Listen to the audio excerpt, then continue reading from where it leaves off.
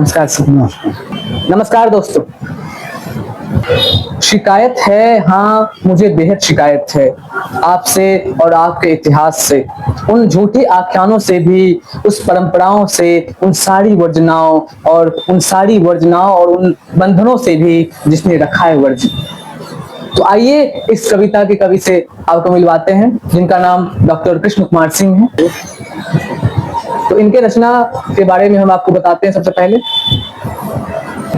इनके काव्य संग्रह हैं कल फिर मैं लौटूंगा, समय से संवाद, अरे ओ माँ, ख्वाबों का करौंदा। इनके अलावा इनकी आलोचना भी छप चुकी है, प्रेमचंद की कहानियां और सामाजिक चेतना। इसके अलावा कहानी की अगर बात करें तो मुक्तिधाम, दंश आदि इनके जो है कहानियां हैं। तो आइए हम जो है अब सर के बारे में पूरे विवरण से जाने, सर की जीवनी के बारे में, उनकी शिक्षा कैसी हुई और कहाँ हुई, उन्हें अपने जीवन में कविता लिखने का इंस्पिरेशन, उनके बारे में हम सर से आज बात करेंगे, साक्षात्कार करेंगे। तो आइए शुरू करते हैं। नमस्कार सर। आप सर अपनी जीवनी के बारे में, आपका जो बचपन का जो समय रहा है उसके बारे में सर आप कुछ बताइए। मैं गांव का रहने वाला हूँ, गांव से आया हूँ। गांव की जो स्थिति परिस्थिति होती है, जैसे लोग होते हैं, उन्हीं लोग के बीच में रहा पला हुआ व्यक्ति हूँ। और जहाँ तक मेरे साहित्य का सवाल है, मेरी कविताओं का सवाल है, तो उन्हीं के बीच की उपज है। सर आपने किस किस विषय पे आपने सर काम किया है? किन किन मैंने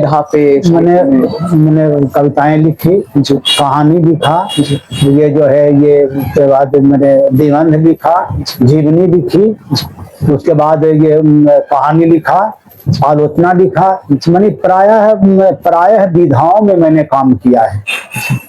जीवनी लेखन का काम भी किया है। अभी मैं महाराणा प्रताप की जीवनी लिख रहा हूँ और जानकी वल्लभ शास्त्री का व्यक्तित्व और कृतित्व लिख रहा हूँ अभी मैं।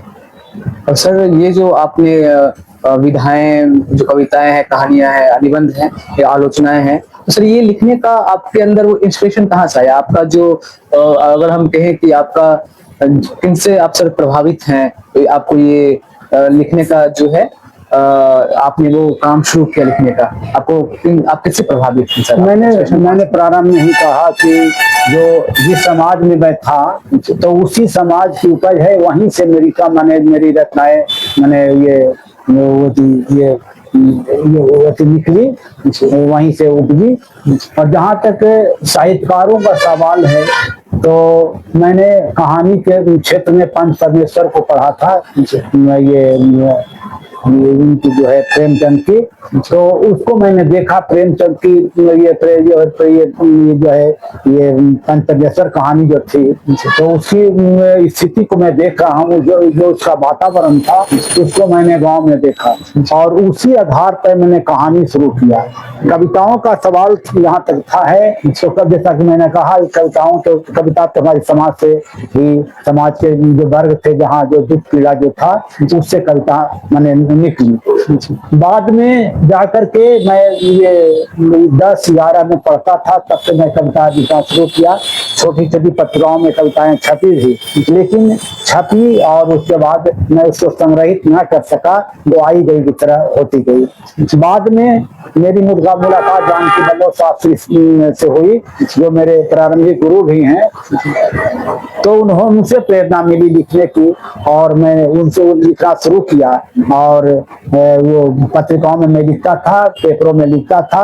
तो उन्होंने कहा कि नहीं, मूल्यांकन के लिए जो है किताब बड़ी जरूरी है। फिर उसको मैंने पुस्तकाकार शुरू किया, पुस्तकों में लिखना शुरू किया, जिसका मूल्यांकन भी ज्यादा होता रहा समाज में, मंचों पर, ये कवियों के बीच में। अगर सर आपने जो कविताएं लिखी, तो सर उनमें से सर आपकी अगर कोई मनपसंद कविता जो आप सर यहाँ सुनाना चाहें तो?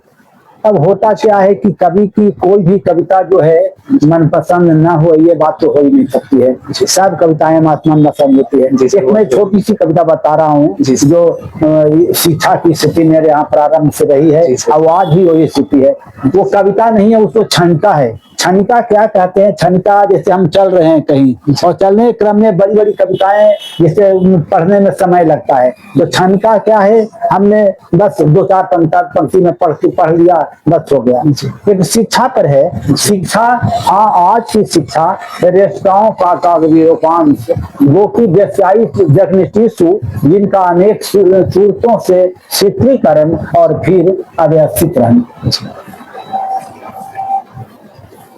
सर इनका सर क्या मतलब है? आप इन कविता के माध्यम से क्या कहना चाहते हैं सर? ये मतलब जो है क्या, हमारे यहाँ जो शिक्षा की स्थिति है उसी पर ये बात कही गई है। अब जो है कि कविता का अर्थ हमसे करवाइएगा, तब तो इसका तो अर्थ आपको लगाना चाहिए कि हमने इसमें शिक्षा को किस रूप में रूपायित किया है। जी सर, हाँ जरूर सर। मैं आपको बता दूं कि सर को कुछ दिन पहले ही साहित्य सेवी सम्मान से सम्मानित किया गया था, जो नीतीश कुमार जो है सर को सम्मानित किए थे साहित्य की सेवा के लिए, और इनके अलावा इन्हें 1 लाख रुपए का जो है पुरस्कार ही मिला था। तो सर अगर मैं आपसे पूछना चाहूँ, मैं आपको जो ये पुरस्कार मिला है सर, तो इनके बारे में आप क्या कहना चाहेंगे हमारे ऑडियंस को? ये क्या है कि आप जो करते हैं, समाज सेवी जो करते हैं, जो साहित्य की रचना करते हैं, उसी को ध्यान में रखते सरकार ये पुरस्कार या सम्मान देती है। हालांकि यहाँ भी कुछ ऐसी बात नहीं है, कुछ अंतर तो पड़ ही जाता है। पुरस्कार जो व्यक्ति जिस योग है उस पुरस्कार से उसको वंचित कर दिया जाता है। लेकिन बहरहाल फिर भी ये आप जो साहित्य लिखते हैं, हम जो साहित्य लिखते हैं, तो उसी का ये जो है पुरस्कार के रूप में, उसी का पारिश्रमिक के रूप में इसको कह सकते हैं कि सरकार से उसको माने बढ़ावा देने के लिए इस ढंग से पुरस्कारों से, जो भी छोटा बड़ा पुरस्कार है उससे सरकार पुरस्कृत करके उसको या उसके कार्य को बढ़ावा देती है।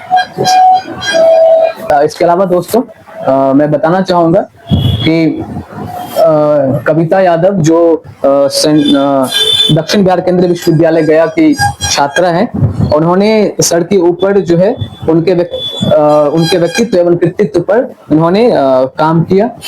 जो ये लघु शोध प्रबंध है, और इनके जो गाइड थे वो डॉक्टर परमानंद आर्य सर थे। तो सर आप जो है साहित्य को जिस नजर से देखते हैं, तो सर आप हमारे जो ऑडियंस है, तो उनको सर आप क्या इंस्पिरेशन देना चाहेंगे भविष्य में कि वो साहित्य को किस ओर ले जाए, साहित्य को किस नजर से देखें? सबसे पहली चीज तो है कि साहित्य जो है समाज की उपज है, समाज के बीच की है, और साहित्य को समाज में जैसे कुछ ऐसे वर्ग जो थे जो छूटते रहे, और उन वर्गों की ओर भी साहित्य को ले आना चाहिए। और साहित्य करीब करीब हर वर्गों का जो दुख सुख है, जो स्थिति परिस्थिति है, उसका आकलन उसमें सही ढंग से हो, वो ऐसा साहित्य रखना चाहिए, लिखा जाना चाहिए। जी सर, तो हमने सर से साहित्य के बारे में जाना कि साहित्य जो है, साहित्य को किस ओर हमें बढ़ाना चाहिए, शिक्षा के क्षेत्र में, समाज के क्षेत्र में।